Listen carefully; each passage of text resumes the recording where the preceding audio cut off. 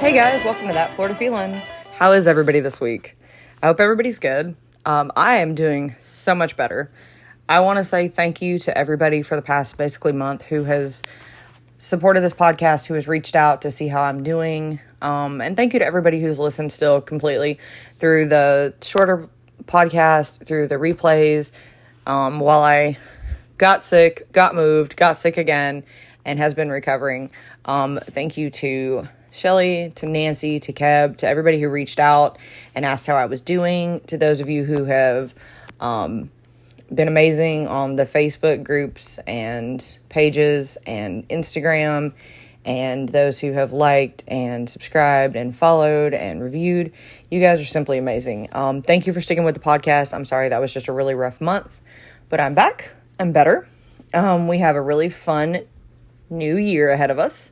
I hope 2024 has gone amazing for you so far. I cannot believe that we are already in the 26th day of January. I don't know how the rest of you feel, but I feel like January has already just come and gone. Like 2024 just started off with a bang and just flew by. So here we go. Yeah, so thank you again for those of you who made this podcast successful. I did see on the Wednesday poll that a lot of you do like the Florida State Park episode, so I will definitely be working on another one of those very shortly. Sorry, I still am dealing with a cough, so you're going to hear that. Sorry. I did have somebody reach out about being on the podcast about one of those. That's totally in the works. I still have someone else in the works that we've tried to hook up a couple times about a podcast episode. If you're listening, you're still there. I still have you. We just have to work out that date.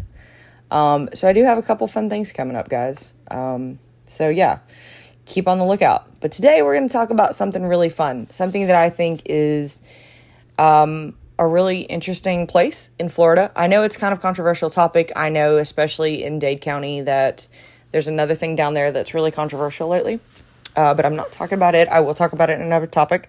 But I'm actually talking about the Miami-Dade Zoological Park and Gardens, or Zoo Miami, which is a zoological park in Miami, and it's actually the largest one in Florida. The park has had a long past, and it's actually done some amazing things for conservation in Florida. Zoo Miami has had an amazingly long past, and I've actually talked a little bit about Zoo Miami in another episode. And I'll explain to you about that in a second. Zoo Miami's past can actually be traced back to a zoo from 1948. A small roadshow became stranded near Miami, and they exchanged 3 monkeys, 2 black bears, and a goat in exchange for $270 in repairs on their truck. Those 6 animals became the first 6 animals in what is known as Crandon Park Zoo at Crandon Park on the island of Key Biscayne, which I do talk about Crandon Park Zoo in another episode in Abandoned Florida. So if you want to know about it, check out the That Florida Feeling episode about Abandoned Florida. I want to say I did it like a year and a half ago, but if you just scroll back through my episode, you'll find it. Which Crandon Park Zoo is an amazingly interesting place as well. But that Crandon Park Zoo is actually the beginning of what is known today as Zoo Miami.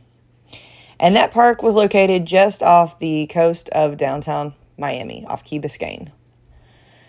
The zoo occupied 48 acres of that park, and the zoo actually grew, and it grew a lot. It grew to include lions, elephants, a rhino, and these were all stranded in Miami when a circus went out of business and just kind of left them there, which, by the way, seems to be horrible, horrible business practices, and I'm really glad that circuses really aren't a thing anymore, because it just seems like people don't treat their animals right. So just a little side note there, sorry. So it sounds like the zoo kind of got a lot of their animals when people just kind of kept just abandoning them. But the park did grow through other means. They grew through donations. They got donations like a Galapagos tortoise, monkeys, and even pheasants from the Matheson plantation. And by 1967, the Crandon Zoo had grown to over 1,200 animals, and it was one of the top 25 zoos in the country. The zoo even acquired a white Bengal tiger in 1968. The zoo, of course, saw its up and downs, especially when Hurricane Betty hit Miami, and the zoo lost 250 animals. Now, that hurricane really was kind of eye-opening for the Crandon Park Zoo. The hurricane made Dade County realize that they needed to put the zoo in another place. It made them realize that the zoo needed more space. It needed to be better protected. It needed to be better. The animals needed better places. It needed just to be better. So they applied for 600 acres, and construction officially began in 1975. And that zoo officially opened on July 4th of 1980 as the Miami Metro Zoo. The zoo had a preview of 12 exhibits when it opened, with Asia being the first major exhibit to open in December of 1981. And they had 38 actual exhibits open to the public when Asia finally opened. Now, the zoo continued to expand through the 1980s, and it included an African-themed exhibit and a monorail that even opened in 1984. Now, that monorail actually came from the Louisiana World Exposition in New Orleans, and that monorail actually ran up until 2 years ago in 2022. It is really strange to say that 2022 was 2 years ago. Sorry, had to say that. Now, that zoo continued to operate until 1992 when Hurricane Andrew made landfall in South Florida in August. And I've talked about Hurricane Andrew, and we all know that Hurricane Andrew just wrecked South Florida. No one was safe. It was a Cat 5, and it destroyed anything in its path. The Cat 5 hurricane toppled over 5,000 trees, and it destroyed the wings of Asian aviary that resulted in a loss of over 150 to 300 birds. The animals actually mostly remained in their habitats during the storm, and miraculously only 5 animals were killed from debris or contaminated water during this storm, which sounds pretty amazing considering that is a very, very large zoo. The Miami Metro Zoo managed to reopen in December of 1992, which is amazing because it hit late August, so you're talking like a 3-month window to get back and reopened. So that was a pretty quick turnaround, especially considering that, it destroyed a lot of stuff. So it did reopen. It had a completely different look. They lost a ton of trees, a ton of scenery. So it did reopen about 3 months later. The zoo's Tiger Temple had been renamed after Naomi Browning, who was a 12-year-old volunteer who didn't make it through the storm. So they did honor her by renaming the Tiger Temple after her. Many animals began to be returned to Miami by 1993, having been sent away during the reconstruction of the zoo. So when they realized how damaged the zoo was, they did send a lot of animals to other zoos and to rehabilitation centers and to just other places where the animals could be cared for. And so they began to return about a year later. They also replanted 7,000 trees to replace the canopy that they had lost during that storm. And of course, as the zoo continued to grow and to do its conservation efforts, it did see its share of issues, especially when stray dogs did get into the zoo one night and killed 5 Thompson gazelles and 2 Grant gazelles. So of course, they had to fix some enclosures. Unfortunately, 1996 brought brush fires that burned 100 acres of undeveloped zoo land, and 30 animals were evacuated in case. And thankfully, no animals were harmed in that incident in 1996. That's when the fires got really bad down in South Florida. The zoo continued to grow during these events with the addition of condors, meerkats, and an indoor area for traveling zoo exhibits. Now, the zoo was officially renamed the Miami-Dade Zoological Park and Gardens, or Zoo Miami, in 2010, and they actually did so on the 30th anniversary of the zoo. They also broke ground for the Everglades exhibit in 2010. Now, of course, the zoo has seen its fair share of storms. The zoo was again struck by Hurricane Irma in 2017, and the Amazon and Beyond exhibit did suffer damage. Of course, widespread tree loss again from Irma. That was a monster storm. The loss of an American flamingo and a great hornbill due to stress from the storm. That storm caused the zoo to remain closed from September to October in order to rebuild and, of course, clean up the zoo. Now, Zoo Miami does support conservation at a local, national, and global level, and they actually are really big on their conservation efforts. You can find it on their website. You can also find it in the zoo itself. They're really big on talking about it, especially in their exhibits. They are a founding member of the AZA's Butterfly Conservation Initiative, and it adds support to the vulnerable, threatened, and endangered butterfly species in North America. They also provide help through their Zoo Miami Conservation Fund, And that has helped upgrade facilities in Thailand to aid the saving of the clouded leopard and fishing cat species. Which, by the way, if you've never seen a fishing cat, you have got to look it up. These things are adorable, but it's the whole, if not friend-sized, why not friend?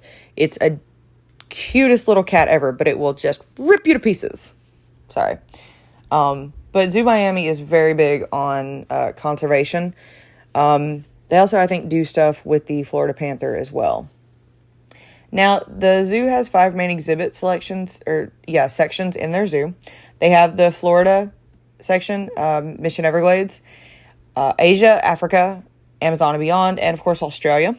The zoo's main entrance is adjacent to the American Flamingo exhibit, which is actually one of their funnest. They also have a Conservation Action Center, which is an indoor pavilion to showcase exhibits about conservation and wildlife preservation. The zoo also has Lake Iguana on its property, and the zoo is mainly known for cageless and moated exhibits, which is actually really big in a lot of zoos. I know Zoo Tampa kind of also has the same setup. And it's really more for the animals to feel free roaming and to be able to be in more of a normal habitat. The Florida Mission Everglades features native Florida and fauna from Florida, so it's not like they had to go far to figure out what they were looking at. They have alligators, crocodiles, river otters, black bears, the Florida panther, bald eagles, pelicans, rosea spoonbills, and it also has a gentle airboat ride. Probably one of their coolest exhibits. And I know most people are like, well, why can't I just go out the Everglades and see that? And you can, but this is the safe way to see a Florida panther without it stalking you. Or an alligator up close without just, going swimming in a body of water that looks like sweet tea where you're not ready to throw hands with a dinosaur. Just saying. The next feature they have is the Asia feature. And it features orangutans, Asian elephants, Sumatran tigers, camels, tapirs, sloth bears, clouded leopards, kimono dragons, and various Asian birds. They actually have a multi-level Asian river life experience, which kind of replicates the Asian river brook. And up until 2023, Zoo Miami was one of 2 zoos to actually have a pair of black-necked storks. You can also walk through the Asian aviary, which has over 85 species of birds in their exhibit. Power to those of you who do it. As you know from previous podcasts, not a bird fan. If you listen to the Seabird Sanctuary, I did everything in my power to get near the birds, but dear Lord, I panicked a couple times. So, to those of you who want to go to Zoo Miami and walk through the Asian aviary, power to you. Tag me in your pictures so I can see the birds up close. That is as close as I will ever get to them. Zoo Miami was one time home to Nonya, a female Sumatran orangutan that was believed to be the oldest living species until she died in 2007.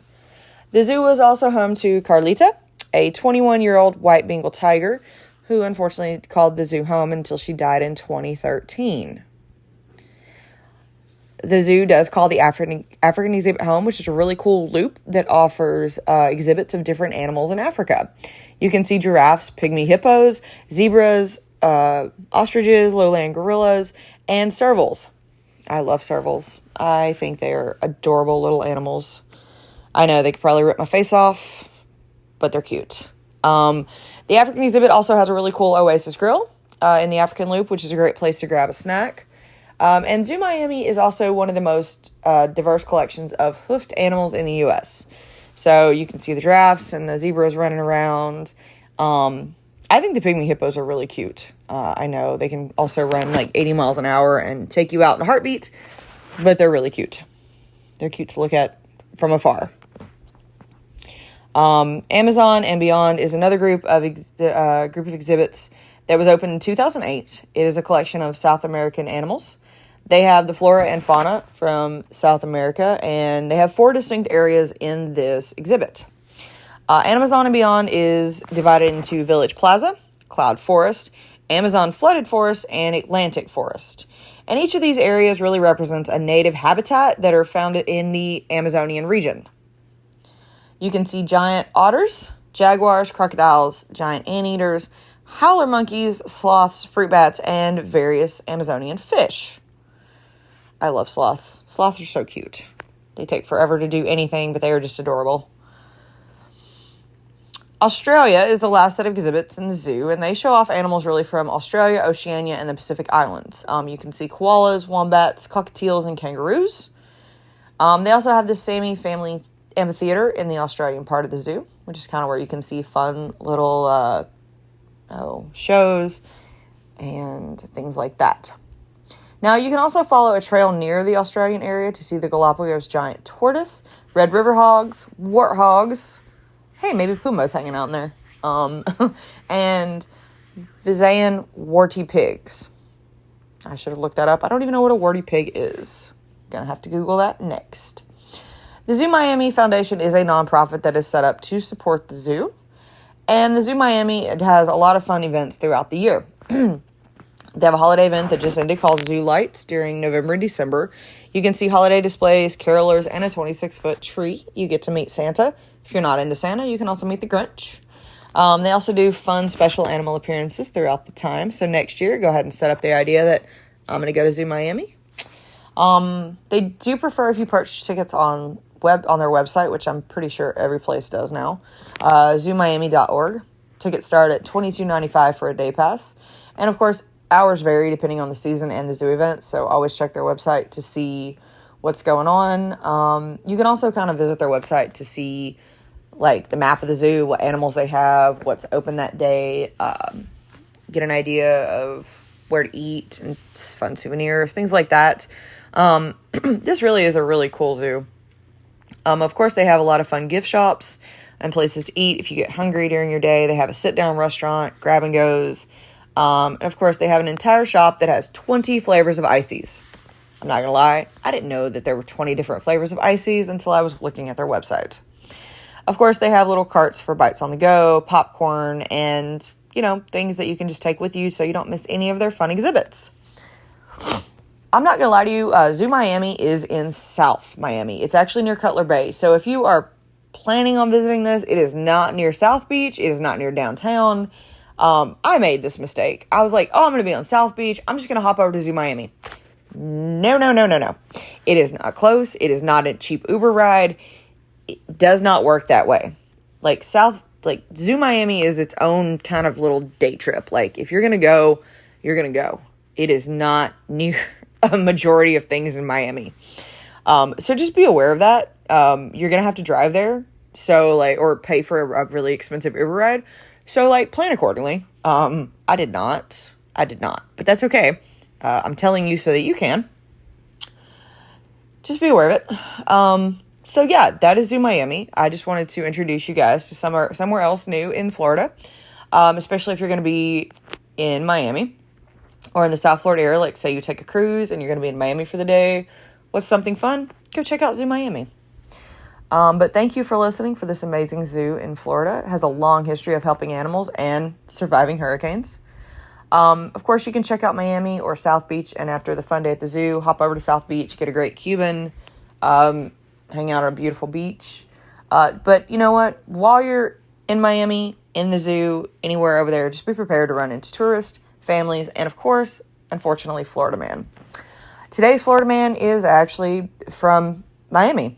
He was a man caught on camera slashing multiple tires in a Miami-Dade neighborhood, but he claims he wasn't doing it willingly. Nope, he was possessed by a demon. That's right. He was demonized. Drugs are a thing, y'all. Let's not do drugs. Just don't do it. But thank you for listening. Thank you for sticking with the podcast. The last month has been rough, y'all, so thank you for sticking with me. I hope you enjoyed Zoo Miami. I'm back. We're going to have fun. We're going to have some great topics. We're going to have some really cool guests. Just look out for those polls and questions. Post those memes in the Facebook group, guys. TikTok is a thing. You're going to get to see, really pretty much just my explorations around Florida. Reach out. Say hi. I love hearing from you guys. My email address is thatfloridafeel@gmail.com. If you have any questions or concerns or comments, or if you just want to tell me, hey, I want to hear this topic, I love doing that. I've gotten some really cool suggestions and things that I didn't even think about. So definitely reach out and say hi or give me those things. Don't forget to wear your sunscreen. It's warm again. We went, for Florida participated in winter. We're past that. It's 80 today. So don't forget to wear your sunscreen. Drink that water. And as always, guys, that's your daily dose of sunshine.